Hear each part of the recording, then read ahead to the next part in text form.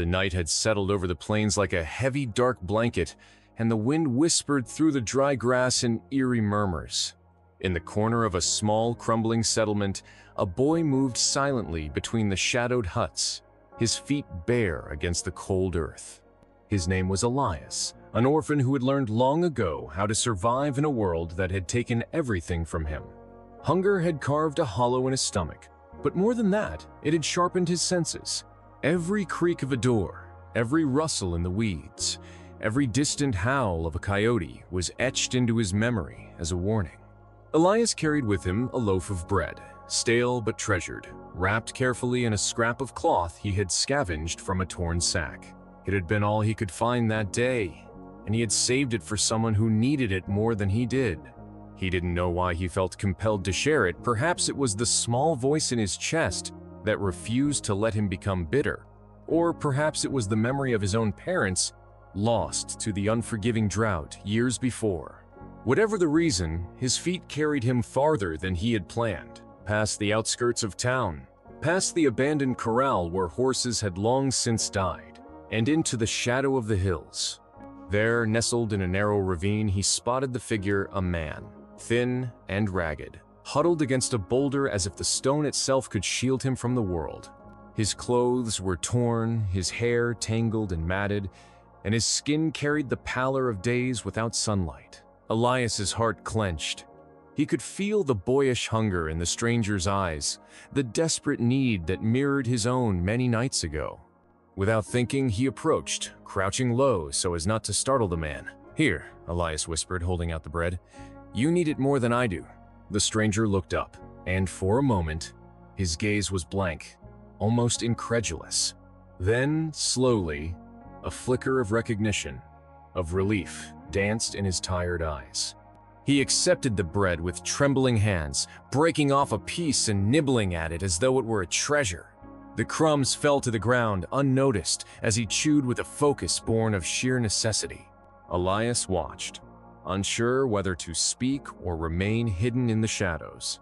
"You shouldn't have come here," the man said finally, his voice hoarse, yet carrying a weight that made Elias stiffen. There was a history in those words, a story that had not yet unfolded. Elias shook his head.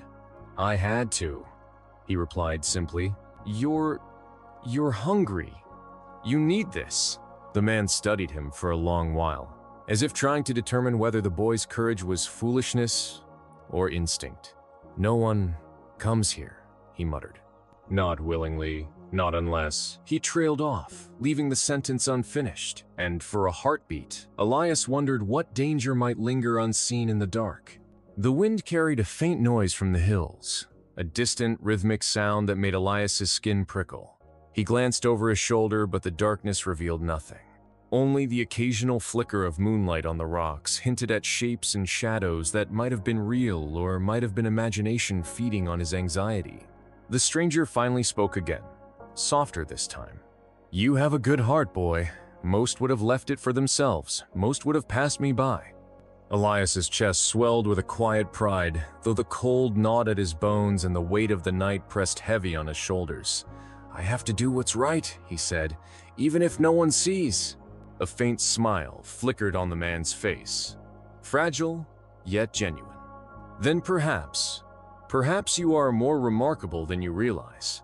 The boy and the stranger shared silence for a long moment, broken only by the whispering wind and the soft sounds of the plains.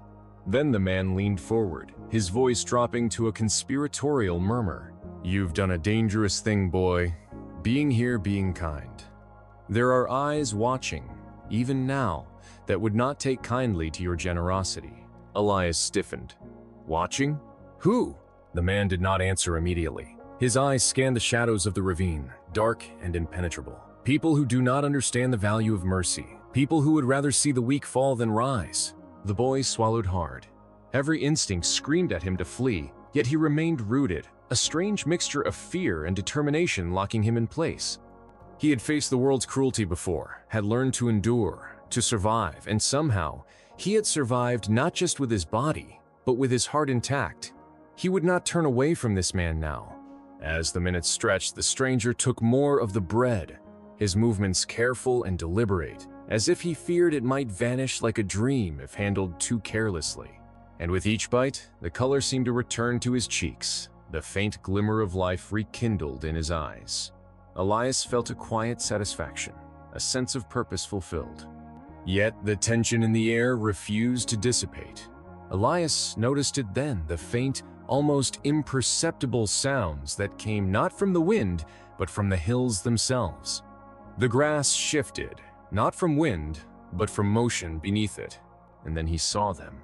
Distant silhouettes, hundreds of them, standing at the edge of the horizon, unmoving, watching. The stranger's head lifted slightly, his expression hardening. "You see them too, don't you?" he said quietly. "Do not fear. They are guardians of a kind you cannot imagine. They do not come to harm you, not yet, but they see everything." Elias felt the chill run down his spine. The shapes were not threatening, yet their presence was undeniable, a silent reminder that the world beyond the ravine was vast and often incomprehensible.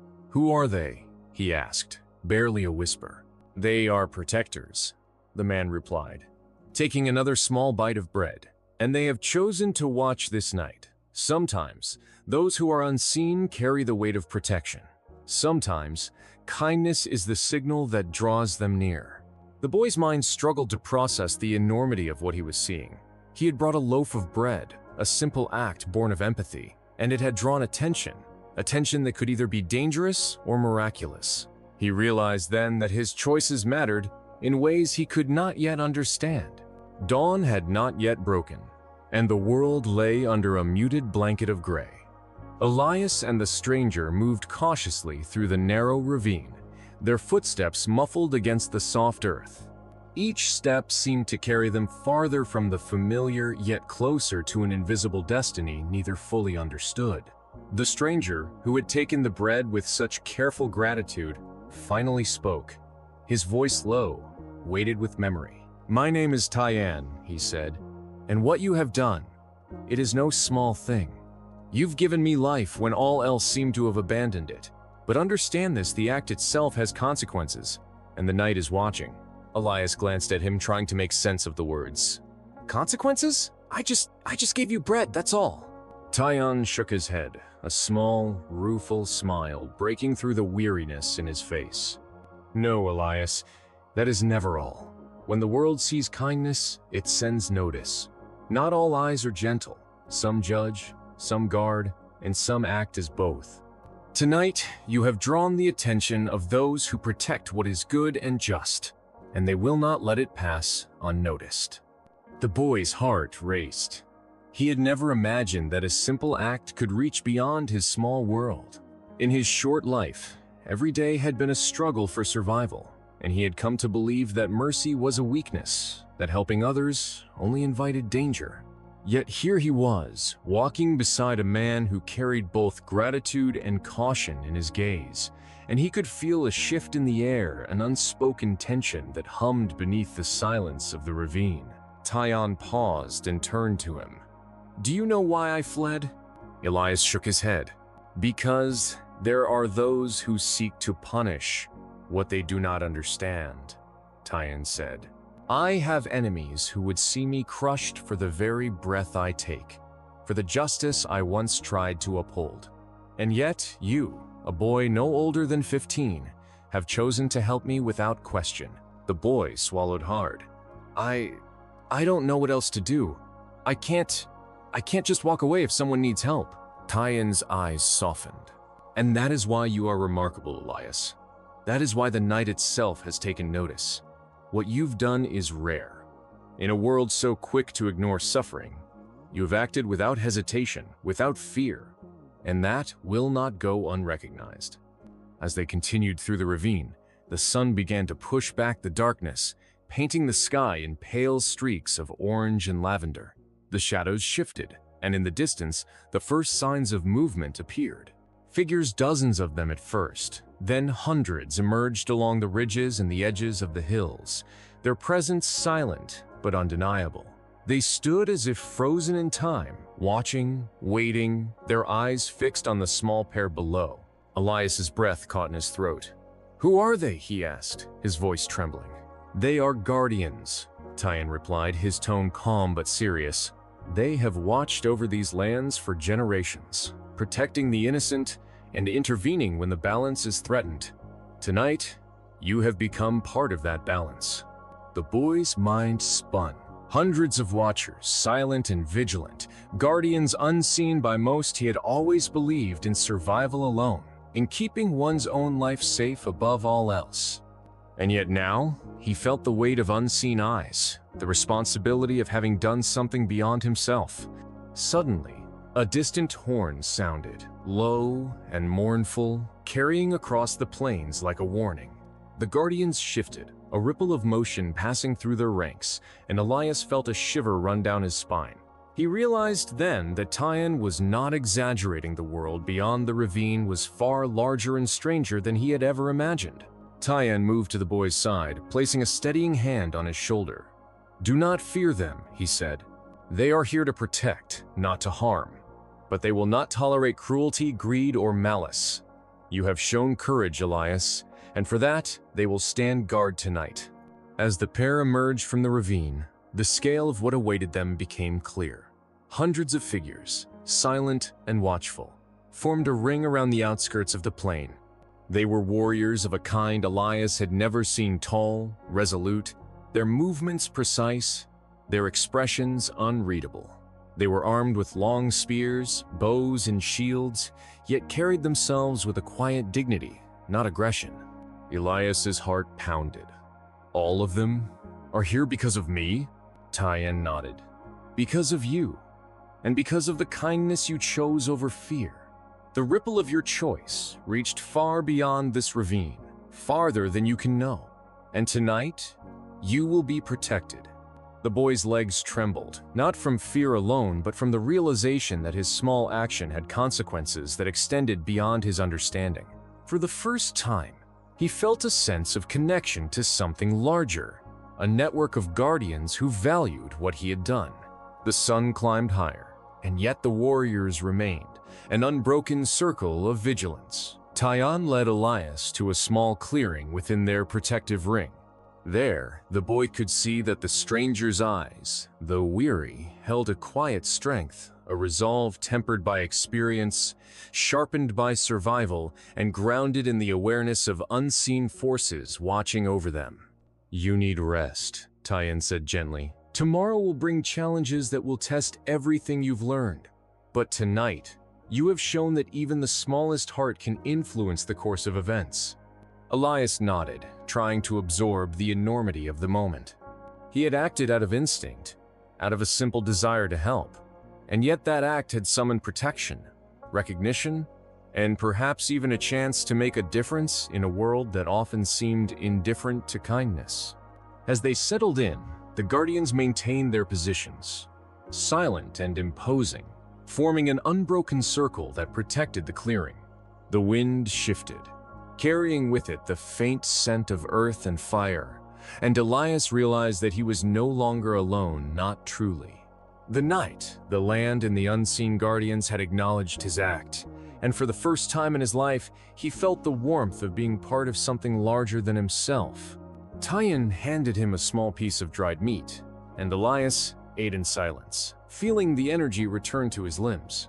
The boy looked up at the ring of warriors, marveling at their precision, their patience, their unwavering focus.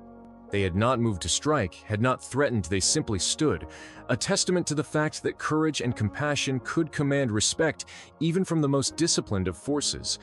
Hours passed in quiet observation. The plains were still, save for the rustle of grass and the occasional distant call of a bird. Elias felt the weight of the night gradually ease, replaced by a growing understanding that actions, even small ones, could have profound effects. He had brought bread to a stranger, and in doing so, had drawn the attention of forces far beyond his comprehension. As the first hints of dawn streaked across the horizon, the guardians remained, steadfast and silent. Elias knew that this night would linger in his memory forever, not for fear, not for danger, but for the revelation that even the smallest gesture could summon great protection and influence the course of events in ways he could never have imagined. Tyan placed a hand on his shoulder once more. "Remember this night, Elias. Remember what you chose to do and carry it forward. The world may not always reward kindness immediately, but it notices. And sometimes, when the time is right, the ripple of that kindness returns tenfold." The boy nodded, feeling the truth of those words in his bones. Around them, the guardians slowly began to disperse, melting back into the hills from which they had come, leaving only the memory of their presence and the promise of protection should it ever be needed again. Elias looked at Tyan, eyes wide. "Will they come again?" "They will," the stranger said. "When they are needed, they always come. And you, Elias, have proven that even the smallest act can echo through the world. Never forget that." As the sun rose, painting the plains in shades of gold and amber, the boy realized that his life had changed in a single night. What had begun as a simple act of kindness, a loaf of bread shared with a starving stranger, had become a story of guardianship, courage, and the unseen forces that watch over those who choose to act with compassion. And for the first time, Elias felt hope, a quiet, steady hope, that even in a harsh world, good deeds did not go unnoticed. The morning sun climbed higher, spilling golden light over the plains, but the clearing remained tense, charged with the silent presence of the guardians. Elias felt the weight of hundreds of unseen eyes upon him, and he realized that this was no ordinary protection. They were more than observers. They were sentinels of the land, bound by honor and duty, watching over those who chose kindness in a world that often rewarded only self-interest. Tyan knelt beside the boy, pointing toward the distant hills where movement stirred. "Look," he said softly. "They are coming closer. You will see them in full now." Elias turned his head, and his breath caught. From the ridges, warriors began to descend, each one moving with a precision that seemed almost supernatural. Their numbers were staggering, 300 strong, silent and formidable, yet not menacing. They carried the tools of their guardianship: spears, bows, shields, but there was no hint of aggression in their stance. They were here to protect, not to harm. The boy's heart raced. He had never imagined that his small act, a loaf of bread offered without question, could draw such a response. Yet here they were, hundreds of protectors, standing vigilant around him and Tyan, their eyes steady and unblinking. The plain seemed to hold its breath, as if acknowledging the gravity of the moment. One of the warriors, taller than the rest, stepped forward, his cloak black as night, the hood shadowing his face. He carried no weapon in hand, yet the authority he radiated was undeniable. He paused at the edge of the clearing, surveying Elias and Tyan with a measured gaze. "You have done well," he said, his voice carrying clearly despite the distance. "Acts of kindness are rare, and yet they hold power. Tonight you have reminded us that even the smallest hearts can influence the world." Elias swallowed hard, his voice barely a whisper. I didn't do anything special, I just shared what I could." The black-cloaked warrior shook his head. "No, that is the point. The ordinary act of goodness, untainted by fear or expectation, is the seed from which protection and balance grow. You have sown such a seed tonight, and the guardians have come in response. You are safe here." A ripple of movement passed through the ranks of the 300 warriors, a display of discipline and unity that left Elias awestruck. Tyan placed a hand on the boy's shoulder. "See? Even in the harshest world, courage and compassion are not overlooked. You've done more than you realize." The boy's eyes scanned the warriors, absorbing the weight of their presence.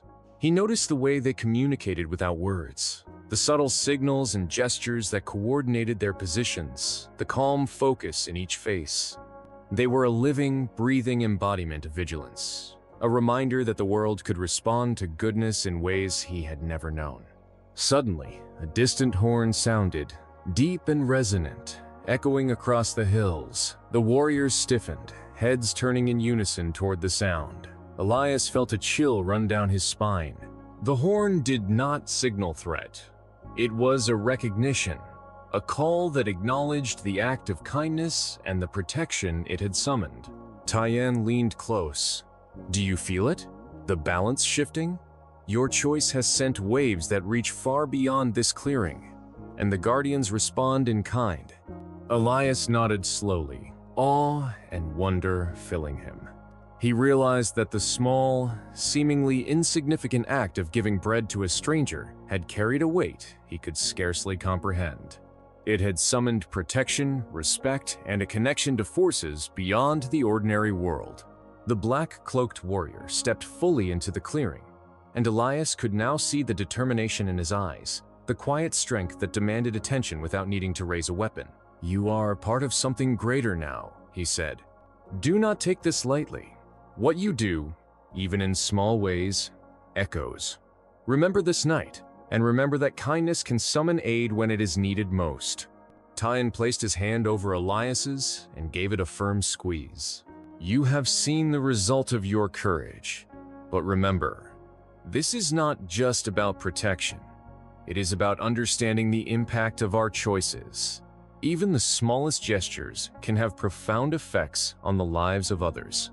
As the sun rose fully, the 300 warriors began to retreat, moving with the same quiet precision they had shown in their arrival. They did not leave abruptly. Instead, they faded back into the hills, their presence lingering like a memory, a promise of protection if it were ever needed again. The clearing felt empty without them, yet Elias knew that the lessons of the night would remain with him forever. The boy turned to Tyan, his mind racing with questions and wonder. Will they always be there? Watching? Protecting? "They will come when needed," Tyan replied. "But the lesson is not in their presence alone. It is in the understanding that your actions matter. Your compassion has weight. Your courage has value. And that is a truth that can never be taken from you." Elias looked around the clearing, the morning light casting long shadows across the grass. He felt a new sense of confidence, a recognition that even in a world that often seemed indifferent or harsh, his choices could create ripples that reached far beyond his immediate surroundings. He had fed a stranger, shown kindness without expectation, and in return, he had been reminded that the world responds to goodness in ways both visible. Tyan smiled at him. "You have done well, Elias, and now you understand that even the smallest acts are never truly small. Carry this knowledge with you, let it guide you, let it shape your actions, and remember that courage and kindness are always noticed, even if the world does not immediately acknowledge them." Elias nodded, feeling the warmth of understanding spread through him. He realized that the night's events had changed him, had opened his eyes to the larger forces at work in the world, and had shown him that even a single act of generosity could summon protection and respect beyond measure. As they began the walk back to the village, the boy felt a lightness in his step. The world was vast, sometimes intimidating, but he had learned that goodness was a power that could never be underestimated. And in that realization, he found hope, a steady, unwavering hope that even in difficult times, actions rooted in kindness could shape the future in ways he had never imagined. By the time they reached the edge of the village, the last hints of the guardians had vanished into the hills, leaving only the memory of their presence. Elias looked at Tyan, a mix of gratitude and awe in his eyes. I will never forget this night." "You need not forget," Tyan said, "but you must act. Continue to choose kindness, continue to make brave choices, and you will see that the world has a way of responding to those who act with courage and compassion." Elias nodded again, understanding now that the world was wider, stranger, and more interconnected than he had ever imagined. And as he entered the village, the sun fully illuminating the path ahead, he carried with him the knowledge that a single act of generosity had summoned protection, respect, and a connection to forces beyond comprehension. That night had changed him, and he knew that the lesson would guide him for the rest of his life. In a world where kindness often seemed overlooked, he had seen firsthand that it could command attention, inspire guardianship, and create ripples far beyond what one person could ever imagine. And so, Elias continued his life with a renewed heart, forever aware that the simplest acts of goodness, sharing bread, offering help, showing compassion, were powerful beyond measure. The memory of the 300 warriors standing guard would remain with him, a testament to the truth that courage and kindness are never wasted, and that the world, in its own mysterious ways, rewards those who choose to act with love and integrity. Remember, every small act of kindness has the power to change lives, create ripples of protection, and inspire hope in ways you may never see. Never underestimate the impact of helping someone in need. Your courage and compassion matter today, tomorrow, and always.